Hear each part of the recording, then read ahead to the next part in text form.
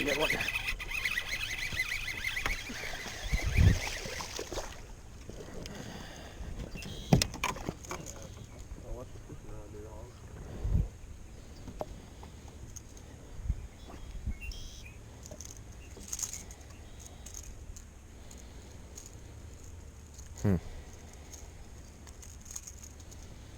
Peanut, but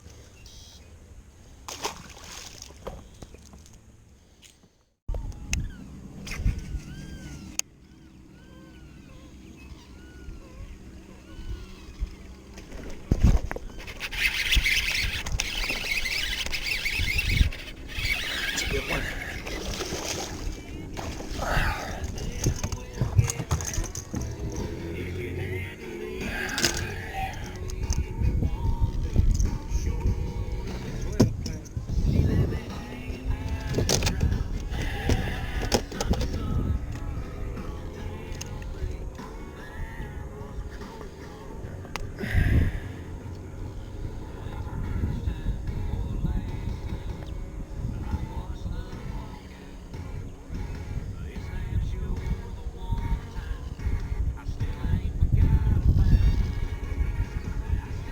$2.30.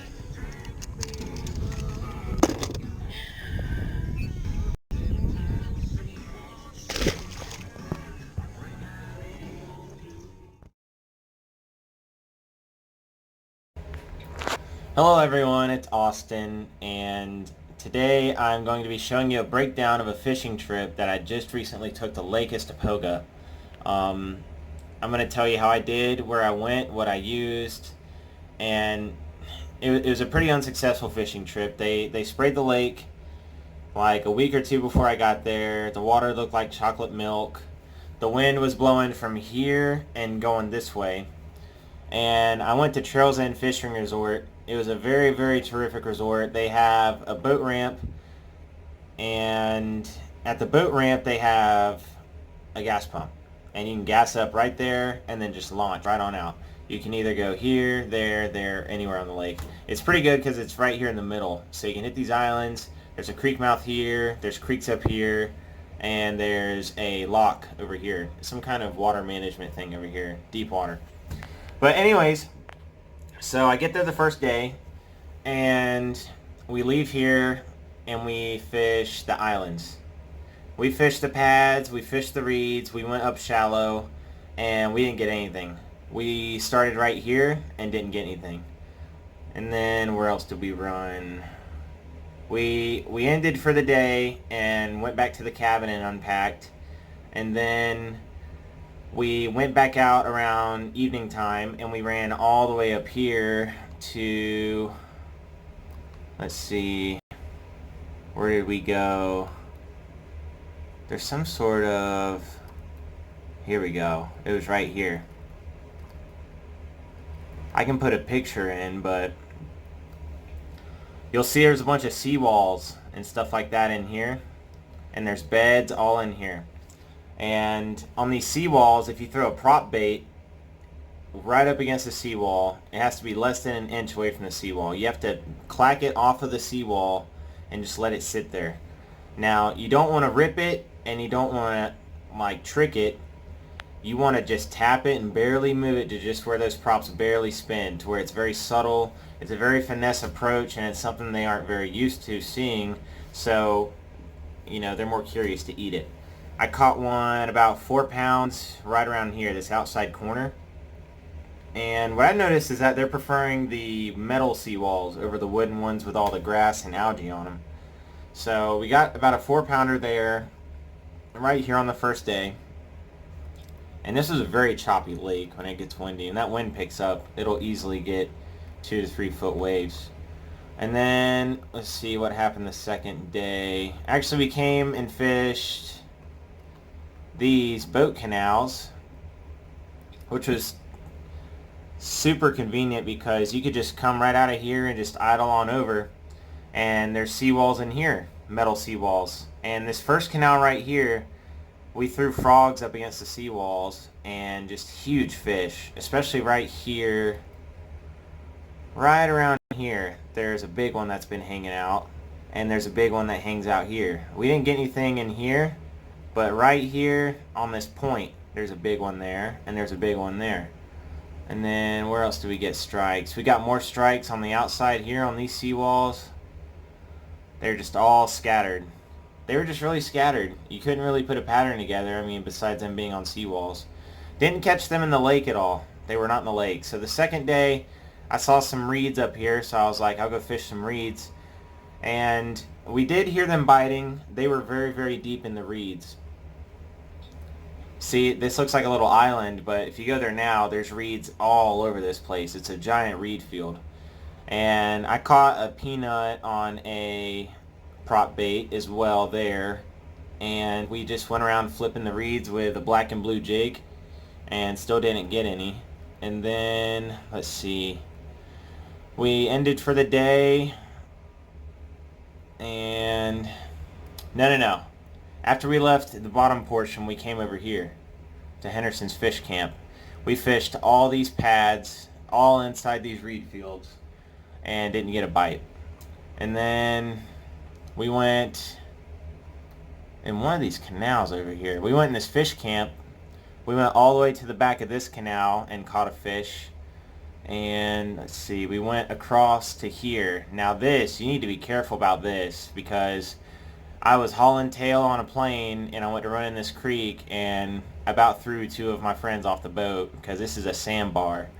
And it doesn't look like much here, but it was very, very shallow and it will stop you right quick. Easiest way is to just go around the left here. A lot of people try to go in over here. I was seeing people getting bogged down. Go around the left. And I was throwing a U-Vibe black and red, and there's little coves and cutouts right here full of dead grass and stuff, and the bass are hanging out under them. We caught about 5 or 6 peanuts right here when the wind was blowing. It was blowing out, and yeah, they just hang out in there. I think it's Josephine Creek. Yeah, at the mouth of Josephine Creek. We went all the way back up in here and didn't catch any fish, but they were all on this straightaway right here. And apparently it's a spawning flat. It was very shallow. The water was clear. A lot of water movement, and there was a lot of beds that I could see. And then, but they weren't on the beds. I didn't see any fish.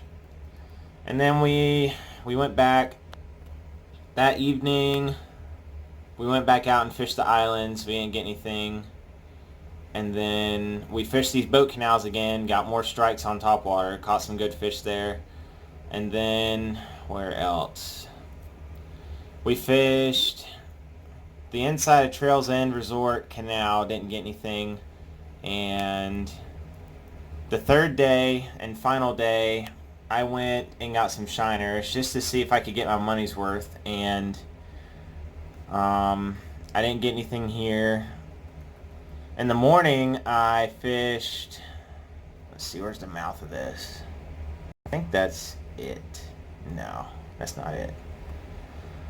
Yeah, it is it, actually. Yeah, I'll be dang. So, you come here with a buzz bait. Yeah, right here.